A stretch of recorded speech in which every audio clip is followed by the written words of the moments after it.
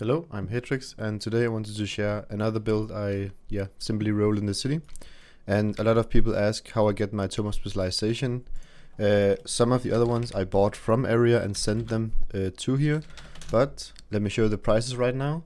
These prices are, to say at least, ridiculous. I can't remember what the DP are for these items, but these are so cheap. You can easily farm gold in Mana Storm, do some mining, lots of ways to sell REs, random enchants. If a lot of requests, I can make a gold video, but it's so easy to get a Tome of Specialization, and that's how I'm just rolling a spec for free.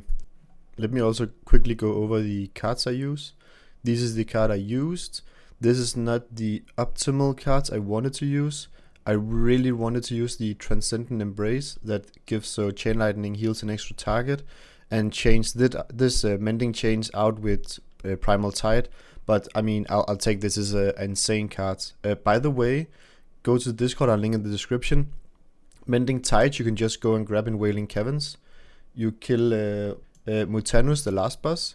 Low Tide, you can also go grab from somewhere. I think, I can't remember, it's in the Discord. Tree of Wrath, we have high roll, I don't know where you can get that. Oracle of the Eclipse. This is not like, again, need to have. This basically just give me one extra Riptide. So that I Riptide, I can push this and then I have an extra Riptide. But instead I could use like Tremor Totem, Cleansing Totem, maybe even Dispel Curse, Earthliving Weapon. There's a lot of good options instead. But I really want to have Riptide and Chain Heal when I do these rolls, because I really don't want to miss them and have to roll them in the end. That also means that the things we really want to hit here is the healer totems, you could say. Tremor Totem, Cleansing Totem for the big utility. Also, Dispel Curse has a lot of good plays in classic dungeons and especially in TBC of the raids. We are also looking to hit the Lightning Bolt Chain Lightning synergy with the Tree of Wrath. We are also really looking forward to hitting the Living Lightning. Earthliving Weapon I didn't choose to pick this time around. We instead just took the safe route and took the Chain Heal and Riptide, so we're not forced to use our ability points. So the first good things we hit here is the Mind Mastery, 10% intellect and some scaling. It's very huge. But even huger, actually hit the Spirit Guidance. That is one of the best scaling talents you can get, compared to like also improve the Tree of Life. So definitely a big pickup, especially for the first few rolls. Here we're picking up Bloom. It's only good if we get the Seed of Life, and I think we need Healing Touch. Also again, having to mention quick the start abilities. We have the Tame Dragonkin, but I'm not sure that is worth to pick up. I think Rejuvenation or Healing Touch is maybe better for the next time I do this, because there's a lot of synergy to casting that instead, depending on what we roll. But a lot of more hits can be done with that. Here we're hitting a lot of good scaling, hitting both the Elemental Oath and the Ferocity, locking them in as you can see, so it's easier to see what we roll and what we keep. Hitting the Riptide, checking the cards. Is this carded or did we get lucky? Just have some flashback for the other video where I didn't pick the Riptide and we didn't get there. But yeah, that is also why, if you haven't seen it yet, check out my why you should card the important card for your build.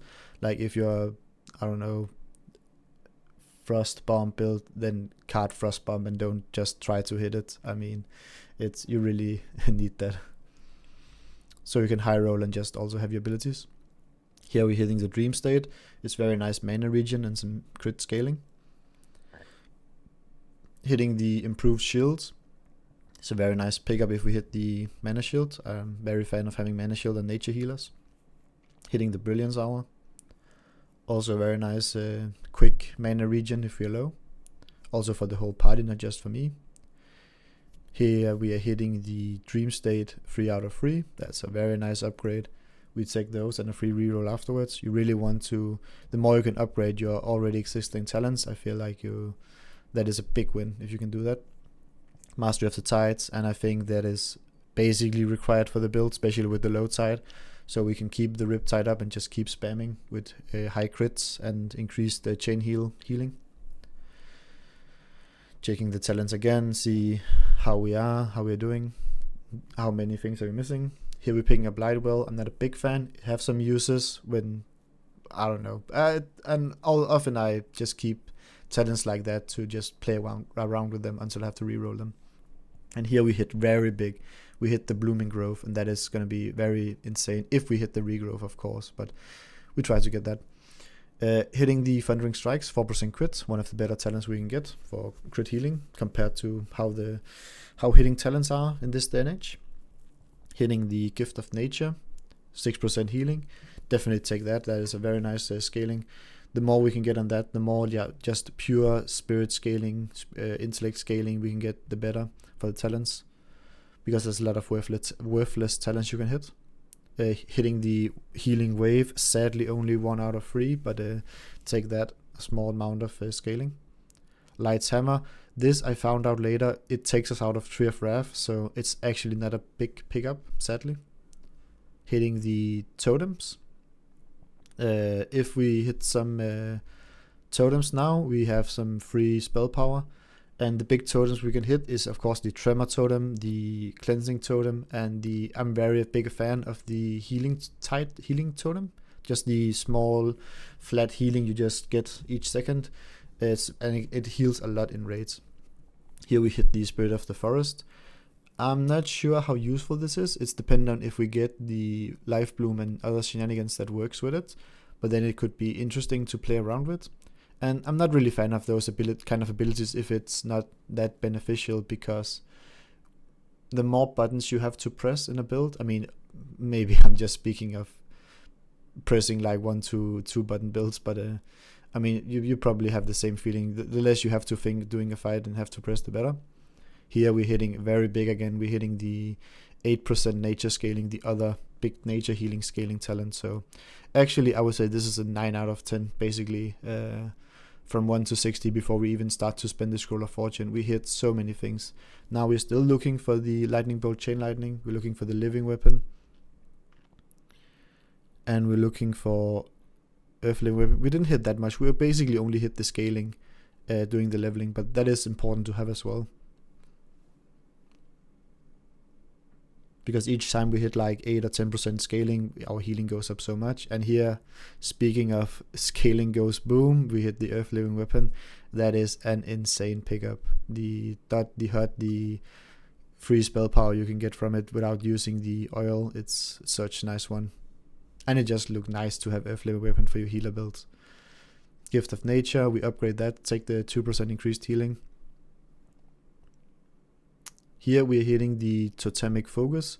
Haven't seen this one before, but it sounds interesting with having a lot of totems. So definitely more incentivized to hit the totems we're going for. And we also have the Searing Totem already, so we can actually start scaling it a bit. But yeah, hitting the Healing Totem or any of them would be so insane. Speaking of insane, we actually hit the Living Lightning combination for the Tree of Wrath. I don't know if they did some waiting or what happened, but maybe we just got lucky.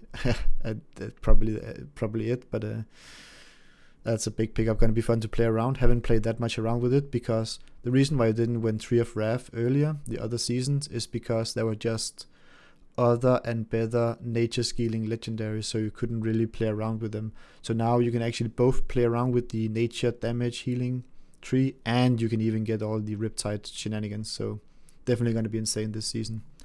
Here we're hitting a Wind Totem. I haven't not seen this before, so it's new to me. You see, I had to read it a bit. So, but locking it in, it's a one more totem for the totem shenanigans, and not many Wind Totems you can hit. So if you have the call down for totems, it's free, I guess. Here we're hitting the Cure Nature, the Cure Poison. 1 disease, 1 poison. It's insane, especially for the classic dungeons, to remove diseases. Mental Strength, that is also a big boost to intellect, and it's a very nice pickup.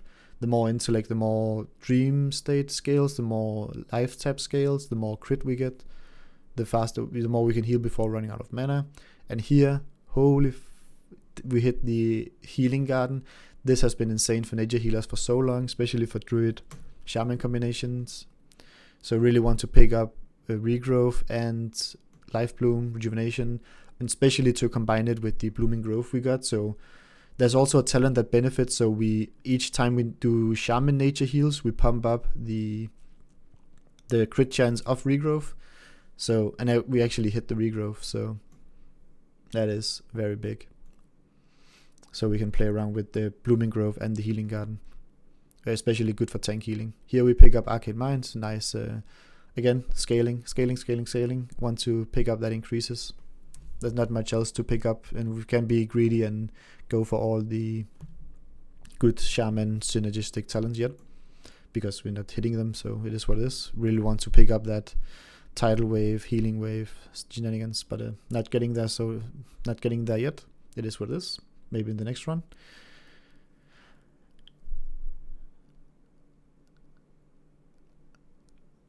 And here I'm testing out the Oracle of Eclipse. I have not casted that yet. I mean, I had it for the other build, but we didn't get the Riptide, so it's new to me. And this is so fun. Like combining 3 or 4 legendaries together, all the Riptide, 3 of Wrath, Oracle of the Eclipse. I mean, it's gonna be so fun to see what this healer can do. But really want to hit that Transcendental Embrace, so we get one more chain heal chain. But I mean, hitting one more legendary is a lot to ask for. But I mean, we hit the Blooming Grove, so it's not like not doable. Just have to hit it a few times.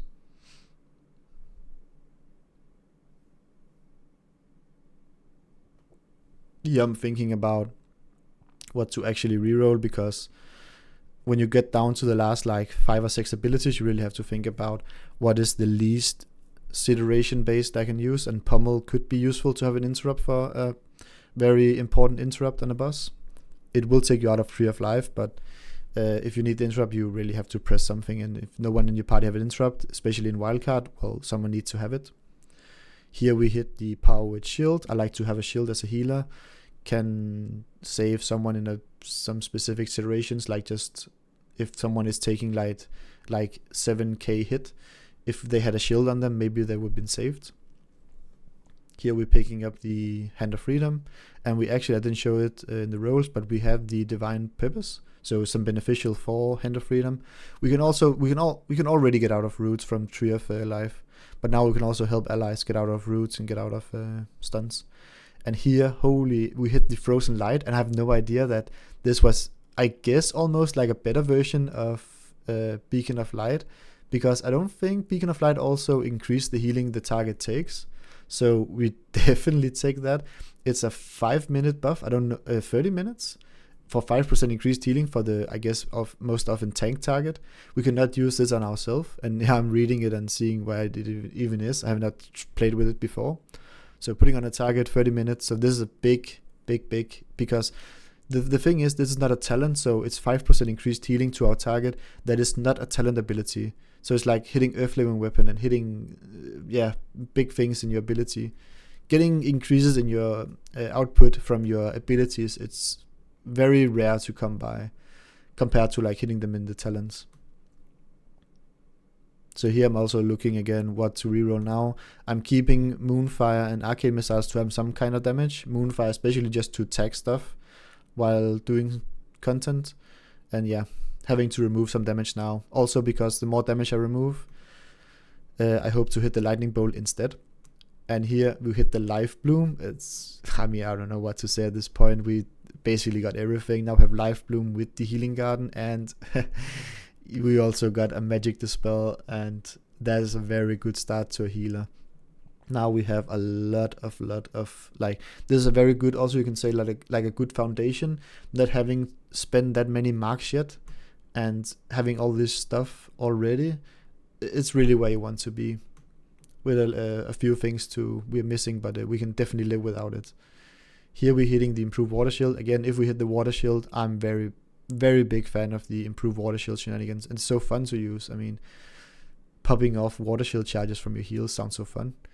Arcane Meditation, Spirit Regen scaling to get mana back. We really needed to hit that. Like, else I don't know if we could sustain mana without like life tapping too much. So really want to hit one more of these, but we can live without for now. Hitting the race, that is race. I don't know.